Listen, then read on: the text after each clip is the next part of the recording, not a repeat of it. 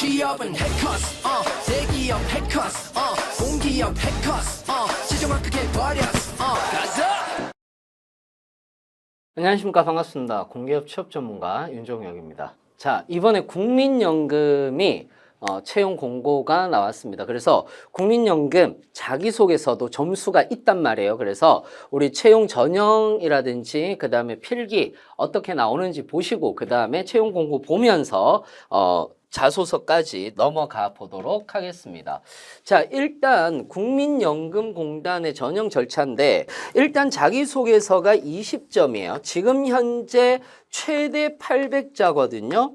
최대 800자인데 무조건 600자 이상으로 써야 됩니다. 그러니까 600자는 무조건 넘어야 된다라고 이렇게 생각을 하시면 될 것 같아요. 거기에다가 이제 블라인드, 여기에서 이제 블라인드는 무조건 지켜야 되거든요. 요즘에 이 부분을 굉장히 많이 보고 있어요. 그래서 여러분들이 나이라든지 성별이라든지 그 다음에 학교라든지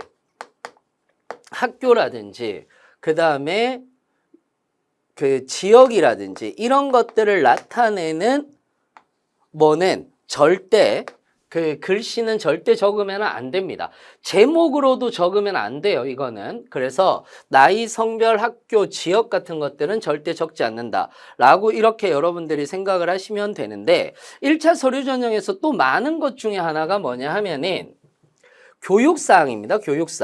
교육사항 같은 경우는 사무직이 20점이에요. 사무직 20점이고 심사직, 전산직, 기술직은 30점인데 사무 같은 경우는 10과목을 다 적으면 만점이에요. 근데 저는 10과목 다 적었는데 만점이 안 나오더라 라고 얘기를 하는 분들도 계세요. 그러면은 과목을 꼭 살펴봐야 됩니다. 내가 안 맞는 과목을 적었을 수도 있어요. 내가 안 맞는 과목을 적었을 수도 있으니까 공고문에서 반드시 공고문 뒤에 해당되는 과목들이 존재를 하거든요. 그 과목들을 반드시 여러분들이 보셔야 되고 이 과목에 맞게끔 써야 됩니다. 그래서 이런 것들, 그 다음에 심사나 전산, 전기기계 전기기계는 10과목, 전산은 15과목, 심사는 15과목 이런 식으로 적는다라고 보시면 되고요. 자격사항은 50점입니다. 대부분이 요즘에는 ADSP가 있어야 되는데 아니면은 사조사가 있어야 되는데 라고 얘기를 하지만 지금 현재 합격하신 분들 보면 커말 1급에 한국사 1급 보통 한국어까지 있는 분들이 합격은 많이 하셨고요. 실제로 커말 1급에 한국사 1급이 있어도 합격을 하신 분들이 있어요. 왜냐? 자소서라든지 이런 데서도 합쳐도 이게 40점이잖아요.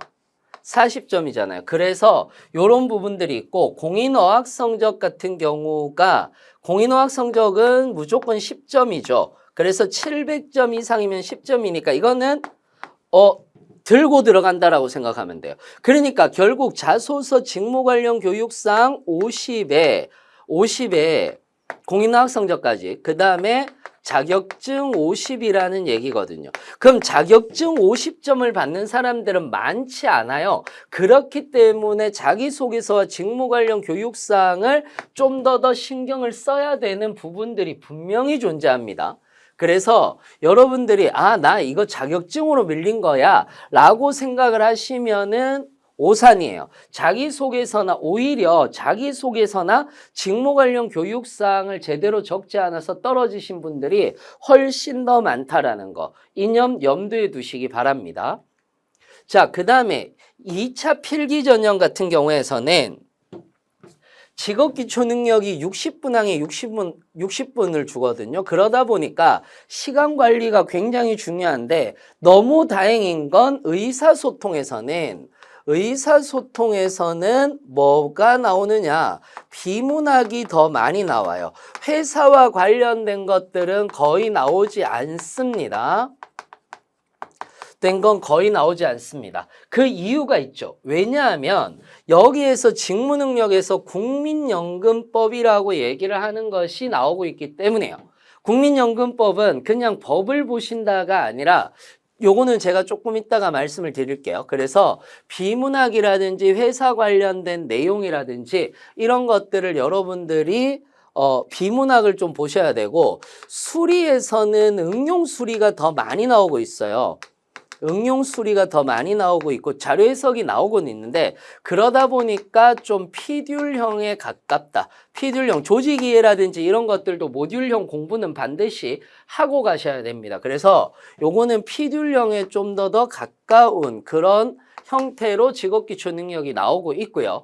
그리고 직무능력이라고 얘기를 해서 사무는 사통합입니다. 사통합.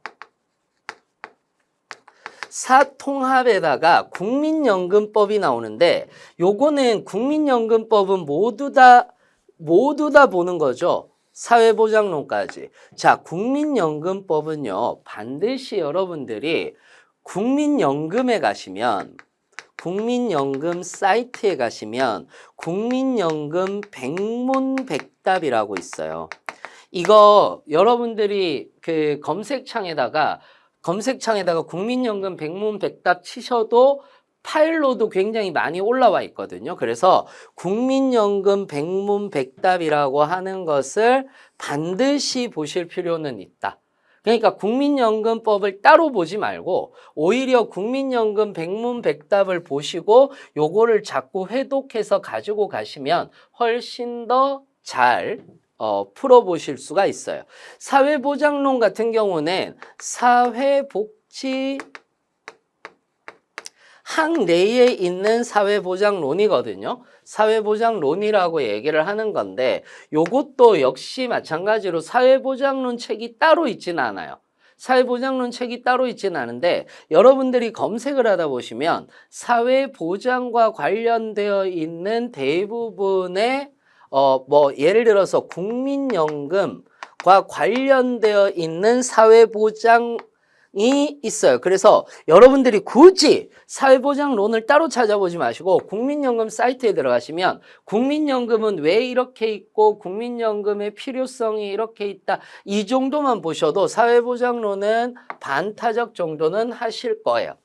그렇다면, 그래서 여러분들이 사회보장론이나 아니면 국민연금법을 따로 공부하신다라고 하기보다는 어디에서 국민연금 사이트를 활용을 하시면 훨씬 더 좋은 양질의 내용을 찾아보실 수가 있습니다.